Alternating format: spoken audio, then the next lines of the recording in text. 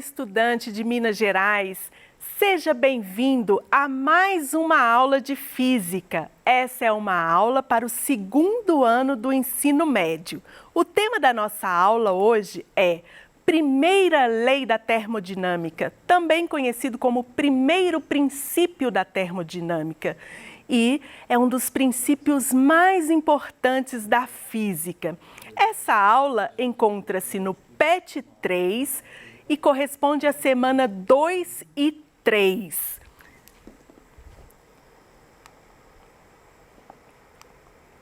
Na aula de hoje vamos compreender a primeira lei da termodinâmica, que diz que a variação da energia interna de um sistema é igual ao calor fornecido a ele menos o trabalho que ele realiza.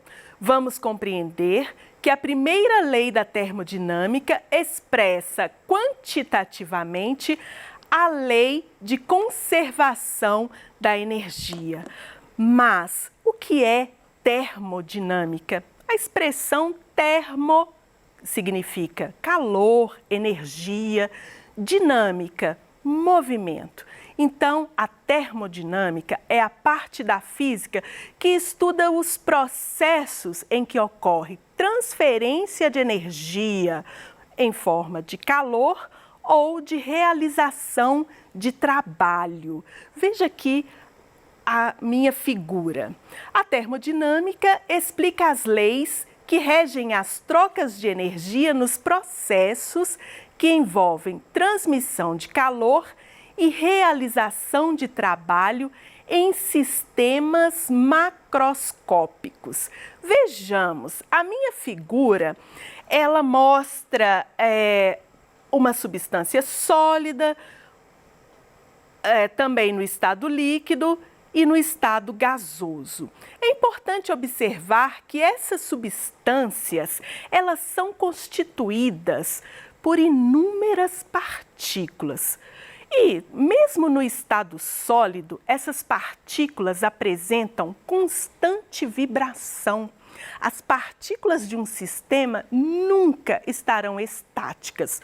Nos sólidos, elas apresentam vibração ali na rede cristalina. Nos líquidos, elas vão apresentar vibração, rotação. Nos gases, elas vão apresentar vibração, rotação, translação.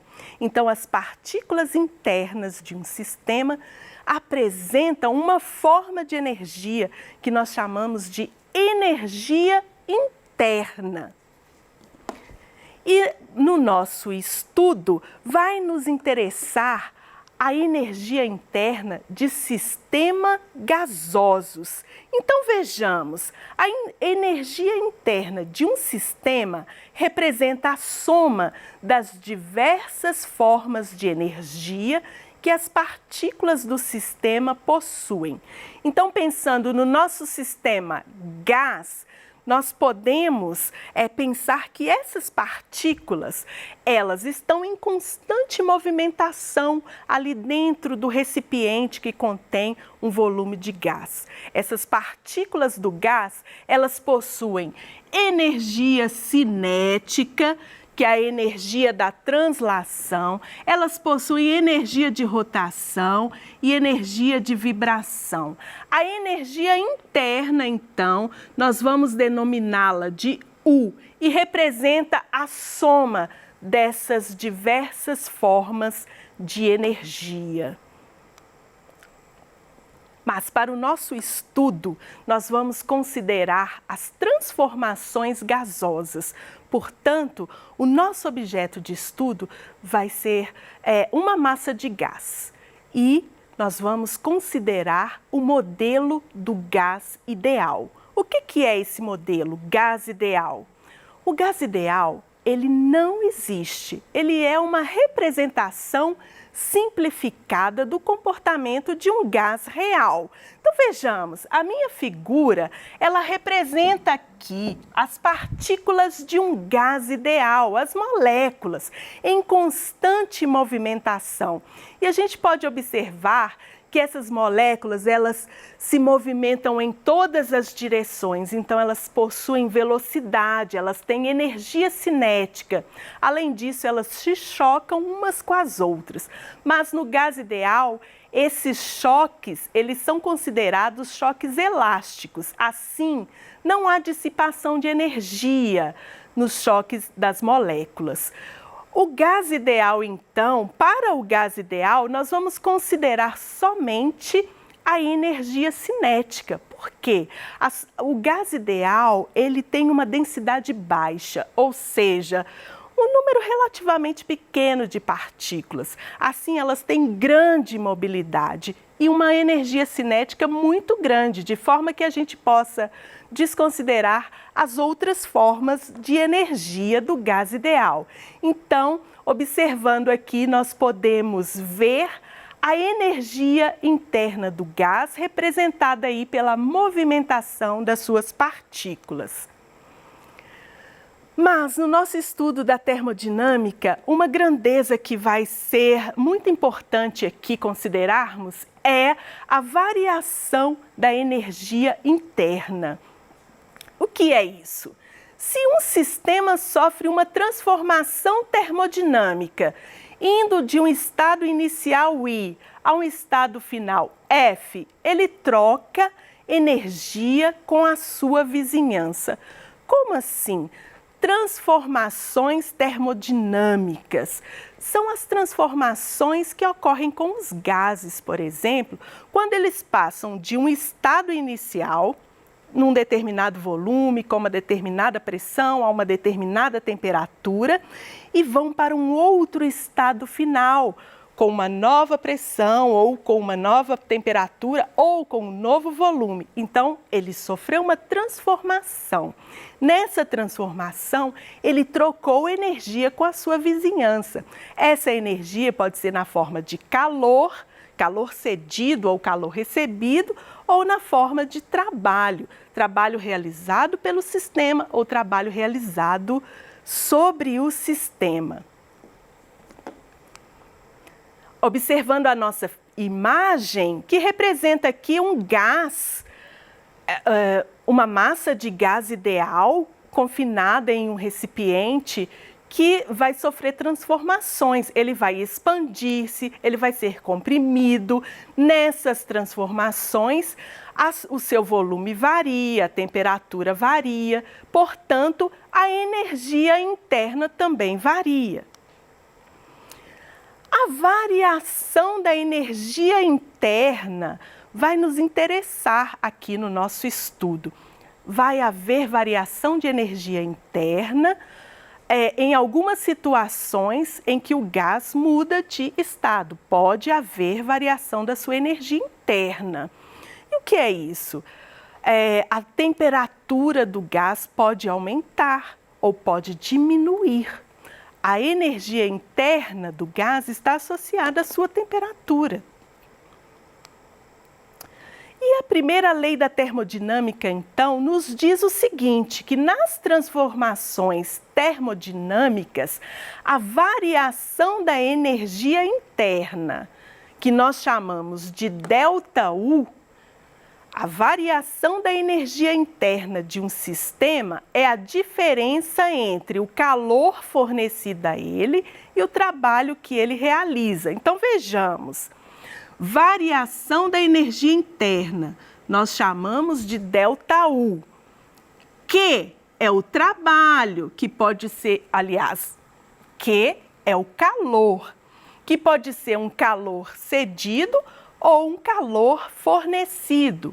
E o trabalho representado aqui pela letra W pode ser um trabalho realizado pelo sistema ou um trabalho realizado sobre o sistema. Uma aplicação aqui da primeira lei da termodinâmica, nós vamos resolver um exemplo que encontra-se no seu PET 3, semana 3, e é a atividade 3. Leia comigo. Um sistema contendo uma massa de gás ideal recebe 600 calorias de energia na forma de calor e realiza um trabalho de 420 joules. Sabendo-se que uma caloria corresponde a 4,2 joules, qual é em calorias? Então, vou destacar aqui, ó. Ele pediu para a gente determinar em calorias a variação da energia interna desse sistema gasoso. Vamos responder, então, esse exemplo. Essa é uma aplicação da primeira lei da termodinâmica, que diz que a variação da energia interna é igual ao calor menos o trabalho. Bom, ele me falou que essa massa de gás recebe um calor de 600 calorias. É um calor positivo, porque o gás absorveu esse calor. E o gás realiza um trabalho de 420 joules. É um trabalho também positivo, porque é um trabalho realizado pelo gás. Mas ele quer em calorias, então eu vou ter que transformar esse 420 joules em calorias. Lembrando que uma caloria é igual a 4,2 joules. Então aqui eu vou fazer o seguinte, eu vou dividir 420 por 4,2. Eu vou ter um trabalho igual a 100 calorias. Ou seja, o gás absorveu 600 calorias na forma de calor e realizou um trabalho equivalente a 100 calorias. Então, a energia interna desse gás variou. Ele recebeu energia, mas também forneceu energia. Vamos calcular aqui qual foi a variação dessa energia interna. Eu vou aplicar a primeira lei da termodinâmica. Calor, 600 calorias, menos o trabalho que ele realizou, que foi de 100 calorias. Então, eu vou ter uma energia, uma variação da energia interna igual a 500 calorias. E o que isso significa? Que, recebendo calor e realizando o trabalho, ele ainda teve um saldo positivo ali de energia correspondendo a 500 calorias. Significa que a energia interna desse gás aumentou. Ou seja, se essa energia interna aumentou, a vibração das suas partículas também aumentou.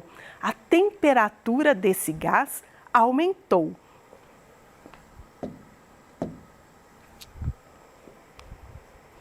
Observação importante. Se o sistema realiza trabalho, nós teremos um trabalho positivo. Mas se o trabalho for realizado sobre o sistema, se foi a vizinhança que realizou o trabalho, nós vamos ter um trabalho negativo.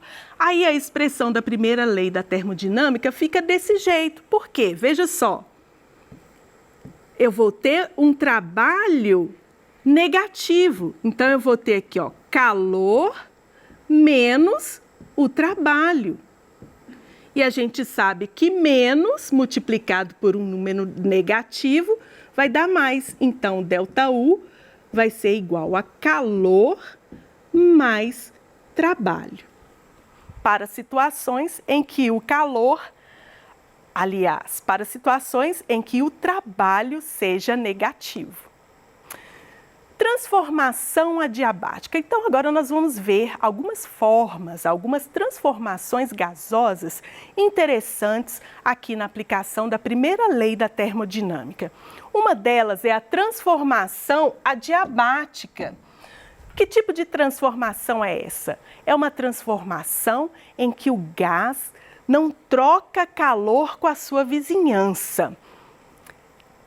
E o trabalho é calculado como a área sobre o gráfico.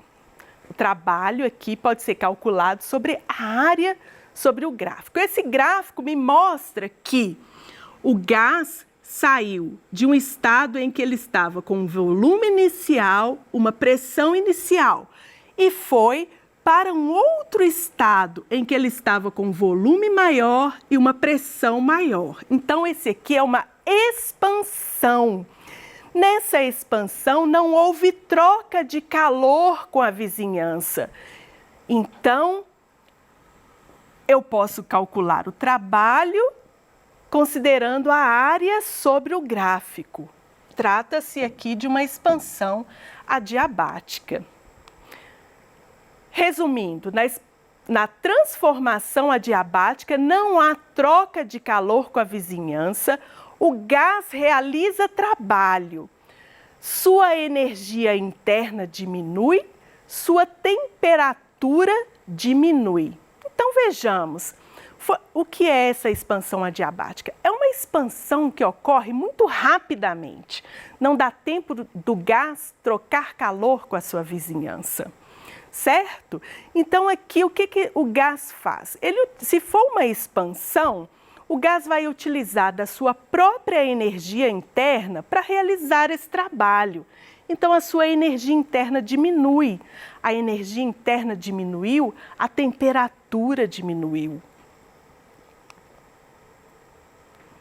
Um exemplo do dia a dia aqui de expansão adiabática. Todo mundo tem em casa um frasquinho de desodorante. E quando você aperta o êmbolo desse frasquinho, desse aerosol, você permite que o gás escape muito rapidamente. Não há troca de calor. E o que acontece?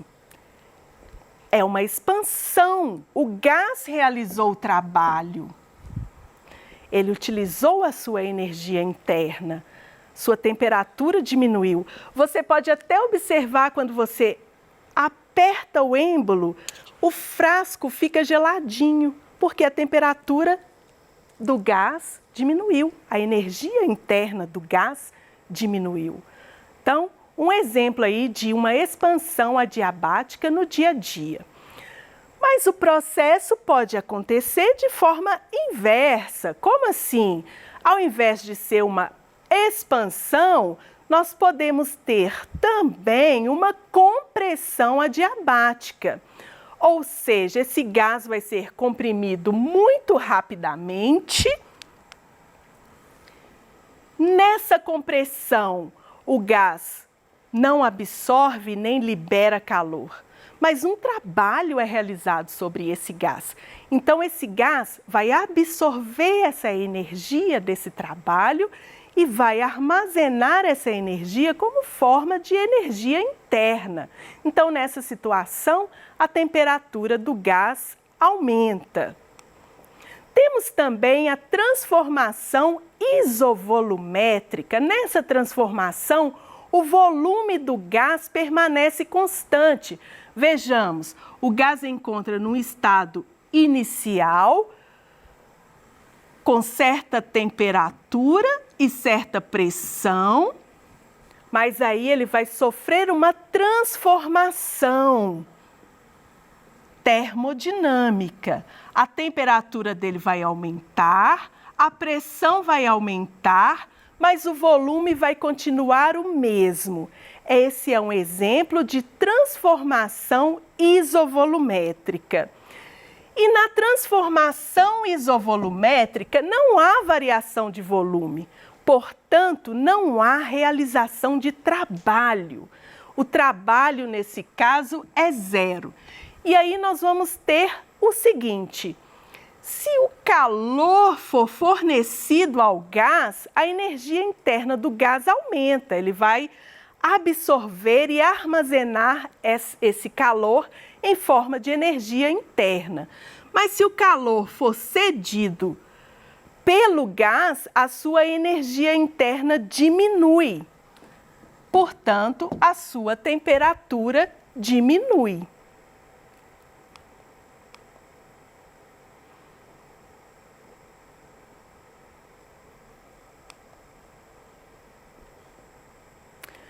ver aqui uma aplicação da primeira lei da termodinâmica em um processo adiabático, ou seja, aquele que não há troca de calor com a vizinhança. Uma massa de gás ideal aumentou a sua energia interna em 4 joules. A letra A pergunta: qual foi a energia fornecida em forma de calor?